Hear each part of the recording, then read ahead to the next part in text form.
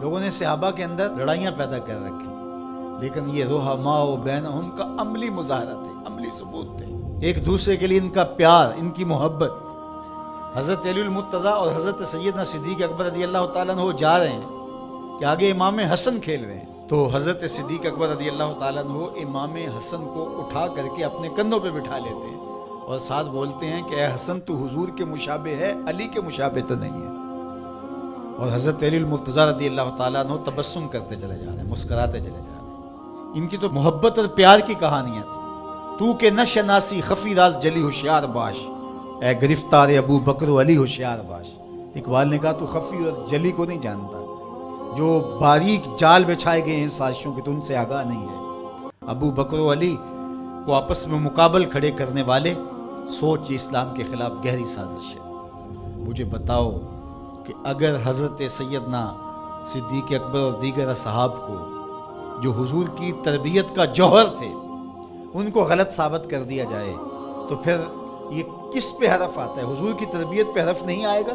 یہ سازش تھی اسلام کے خلاف۔ جو یہ بدقسمتی ہے کہ امت ان سے پیار کرنے کی بجائے آپس میں ان کے ناموں پہ الجھ رہی ہے اور یوں گروہوں میں، فرقوں میں تقسیم ہو کے رہ جائے۔ ایک کا پیار دوسرے سے دوری کا سبب بن جائے، یہ کیا ہو؟ ماں سے پیار کرنے کا یہ مطلب نہیں ہے کہ باپ غلط ہے، اور باپ سے پیار کرنے کا مطلب یہ نہیں ہے کہ ماں سے نفرت کی جائے اور ماں سے دور ہٹ جایا جائے۔ ان کے اپنے اپنے فرائض ہیں، اپنے اپنے منصب ہیں۔ بھائیوں سے پیار کرنے کا مطلب یہ نہیں ہے کہ بہنوں کا انکار کر دیا جائے، بہنوں سے پیار کرنے کا مطلب نہیں ہے کہ بھائیوں کی محبت کا انکار کر دیا جائے۔ اہل بیت کی محبت کا قطعاً یہ معنی نہیں ہے کہ صحابہ پر سب و شتم کیا جائے، اور صحابہ سے محبت کا معیار یہ نہیں ہے کہ اہل بیت کا نام سن کے چیں بجبی ہو جائیں اور چہرے کا جو ہے وہ رنگ بگڑ جائے۔ ہم صحابہ کو بھی مانتے ہیں، اہل بیت کو بھی مانتے ہیں، اس لیے کہ یہ دونوں مشکات نبوت سے پھوٹنے والی کرنیں ہیں۔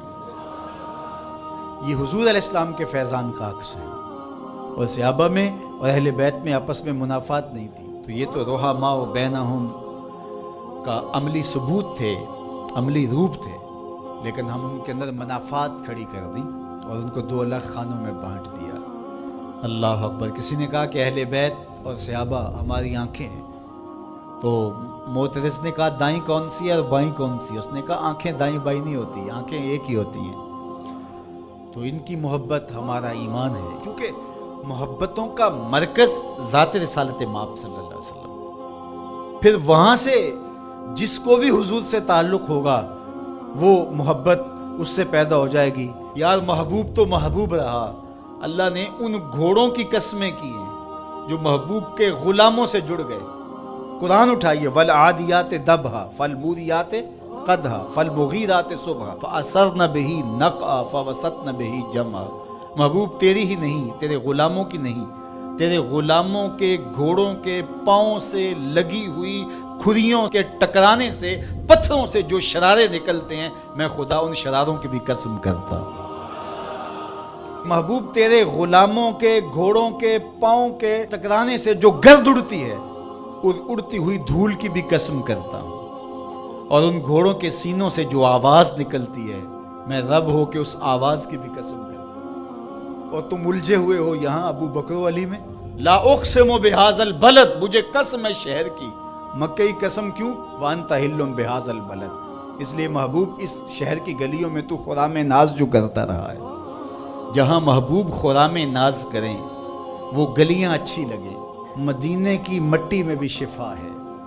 یار جس شہر کی مٹی میں شفا ہوگی، اور شفا ہوئی کیوں؟ اقبال بولا خاک طیبہ از دو عالم خوش ترست، آن خنک شہرے کے آنجا دل برست۔ کہا کہ اس مٹی میں شفا اس لیے پیدا ہوئی کہ یہاں قدم حضور کے لگے، تو وہ ذرے خاک کے بھی شفا بن گئے۔ جن ذروں کو حضور کے شہر سے نسبت ہو گئی تو جس کو جگر کا ٹکڑا کہا، اور جو مزار کا بھی ساتھی اور غار کا بھی ساتھی ہے، تو ان کی عظمت کیا؟ ہم ہوتے کون ہیں کہ ہم جو ہے وہ ان کی عظمتوں کو تولنے بیٹھ جائیں؟ ہماری اوقات، ہماری حیثیت کیا ہے کہ ہم ان کی جو ہے وہ عظمتوں پر بات کریں، جن کی عظمتوں کو سمجھنا ہمارے بس کا روگ ہی نہیں ہے۔ ہمارے لیے اتنا کافی ہے کہ حضور کی آل کو بھی سلام، حضور کے اصحاب کو بھی سلام، اور ان کے لیے دلوں میں معمولی سا غبار اور میل بھی جو ہے وہ ایمان کی پونجی لٹ جاتی ہے. یار نو میلی اکھ نہ ویکھی متا مرسیں کافر ہو کے. کبھی بھی اپنے آپ کو ایسی بحث کے اندر شامل نہ کرنا جس کا نتیجہ بے ادبی تک پہنچتا ہو. سارا دین حضور کی محبت کا نام ہے، سارا دین ادب کا نام ہے.